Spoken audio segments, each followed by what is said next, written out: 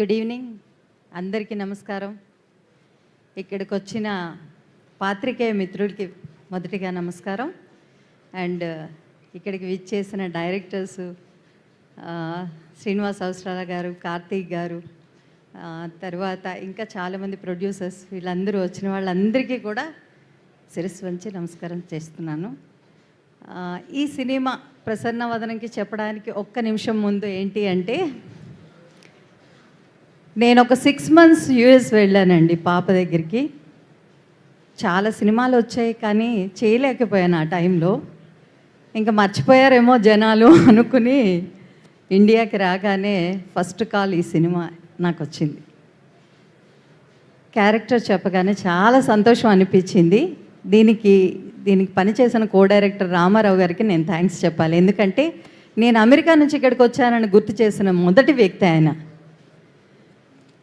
అది చాలా చాలా సంతోషం అనిపించింది. స్క్రిప్ట్ క్యారెక్టర్ విన్నాక చాలా ఇంట్రెస్టింగ్గా అనిపించింది. ఓ, ఇలా కూడా మొహాలు మర్చిపోయే స్క్రిప్ట్ కూడా ఉంటుందా అని. ఎవరి హీరో గారు అంటే సుహాస్ గారు పేరు చెప్పారు. ఇంకేముంది, తిరుగులేదు, స్క్రిప్ట్ అదిరిపోయింది. అంటే కొత్త ప్రయత్నాలు చేయటంలో ఈ మధ్యకాలంలో సుహాస్ గారు అన్ని సినిమాల్లోని అన్నిట్లోని ముందుంటారు. సో ఆయన ప్రతి సినిమా కూడా సక్సెస్ఫుల్, అవార్డులు, విన్నింగ్లు అన్నీ ఉన్నాయి.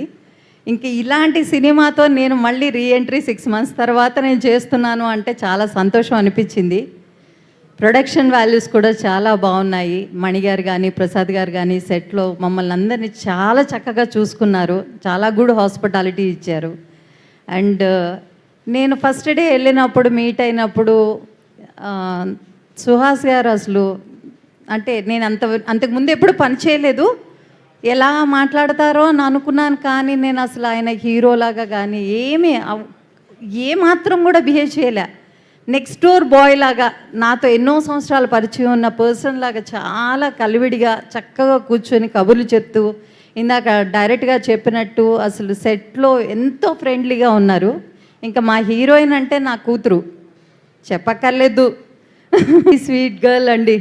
అసలు హీరోయిన్స్లో ఈ మధ్యకాలంలో నేను చూసిన అమ్మాయి అంత డౌన్ టు ఎర్త్ నేను ఎవరిని చూడలేదు.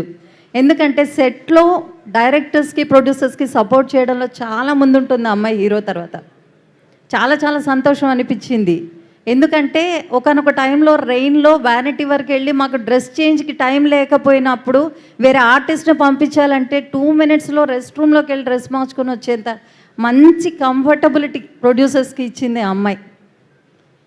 ఇంకా మా డైరెక్టర్ గారు అయితే వెరీ స్వీట్ అండి. ఆయన అసలు కమాండ్ చేయరు, నాకు ఇది కావాలి మేడం అంటారు, కానీ అది ఇచ్చేదాకా మాత్రం వదలరు. ఆయన ఏమనుకున్నారో ఆ ఎక్స్ప్రెషన్ దొరికే వరకు మాత్రం ఏమాత్రం కాంప్రమైజ్ అవ్వరు. మా డిఓపి చందు గారు కూడా సేమ్ థింగ్. వాళ్ళిద్దరూ నాకు అనుకుంటాను 2 souls లా కనిపిస్తారు కానీ 1 soul అని నా ఫీలింగ్, అంతే. సో ఈ సినిమాలో పనిచేసే ప్రతి ఒక్క కాస్ట్ అండ్ క్రూ, ఎవ్రీథింగ్ అందరూ కూడా చాలా సంతోషంగా పనిచేశారండి. అదే ఫస్ట్ మెట్టు సినిమా సక్సెస్ అవ్వడానికి అని. అది నాకు చాలా చాలా సంతోషమైన విషయం. ఇంకా నా పాత్రకు వచ్చేసరికల్లా ఏంటి అంటే, మొహమే గుర్తుపట్టలేని అల్లుడిని ఇంటికి తీసుకొస్తాను కూతురు అంటే పడే తల్లి బాధ ఎలా ఉంటుందో మీరు అర్థం చేసుకోండి. ఆ పెయిన్ ఈ సినిమా అంతా నేను భరించాను. అది మీరు సినిమా చూసాక మీకే అర్థమవుతుంది, ఇంతకన్నా నేను చెప్పకూడదు. థ్యాంక్ యూ సో మచ్ ఈ ఆపర్చునిటీ ఇచ్చినందుకు. అలాగే మా డైరెక్షన్ డీప్ తర్వాత ఇందులో పనిచేసిన కాస్ట్ అండ్ క్రూ, మా ఎడ్వర్డ్ గారు అందరితో చిరునవ్వులు, తిట్టినా కొట్టినా నవ్వుతూ పలకరిస్తారు ఆయన. సో ఇందులో పనిచేసే డైరెక్షన్ డిపార్ట్మెంట్ కానీ ఆల్ క్రూ మెంబర్స్ అండ్ ఆర్టిస్టులకు అందరికీ కూడా మీరు సపోర్ట్ చేసి ఈ సినిమాని ఈ ప్రొడ్యూసర్స్కి మంచి సక్సెస్గా నిలిపి మరొక మంచి సినిమాలు చేయడానికి అవకాశం కల్పించాలని మనస్ఫూర్తిగా కోరుకుంటూ